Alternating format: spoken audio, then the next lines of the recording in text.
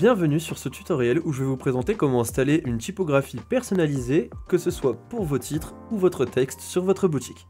C'est parti. Dans un premier temps, rendez-vous sur votre tableau de bord dans Contenu, puis Fichier. Vous allez importer parmi les fichiers vos typographies.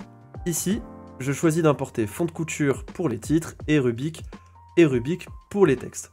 Patientez l'intégration, et une fois importé, vous obtiendrez des liens d'hébergement de vos typographies sur votre boutique.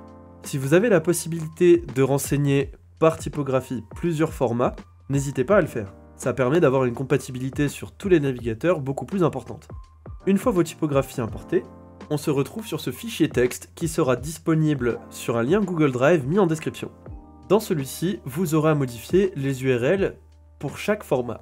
Vous retrouverez la partie de la police titre et la partie de la police texte.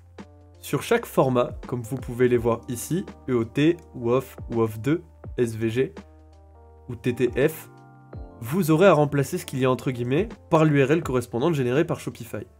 Pour cela, vous aurez donc par exemple ici pour fond de couture, à cliquer ici sur copier le lien, pour retourner ensuite ici, et sachant que c'est notre police de titre, on va remplacer ici pour le format WOF2. On remplace. Et on obtient ceci. Si jamais un des formats n'est pas présent dans votre liste d'import, vous pouvez tout simplement le supprimer. Comme par exemple ici, tous les formats sauf WOF2. Donc on peut supprimer celui-ci. Mince. Celui-ci. Et les autres. Veillez bien à ce qu'en fin de ligne, vous ayez toujours votre point-virgule. Si vous aviez eu par exemple deux formats, vous auriez pu avoir comme ceci, WOF par exemple.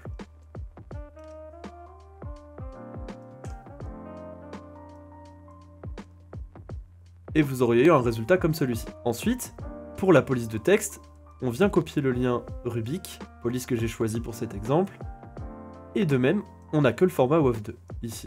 On fait CTRL A pour copier la totalité de ce code, et CTRL C. On vient ensuite dans le thème, au niveau de la personnalisation. De retour sur votre tableau de bord, vous allez aller dans Boutique en ligne, puis Thème.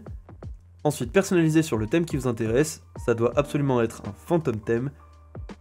Vous allez dans vos paramètres de thème, puis JS CSS personnalisé. Avant la balise Aide, vous allez dans le paramètre CSS. Vous collez ce que vous avez copié précédemment, et comme vous pouvez le voir, vos titres ont bien la bonne police, et votre texte également. Vous pouvez naturellement changer cette police à tout moment en remplaçant les URL.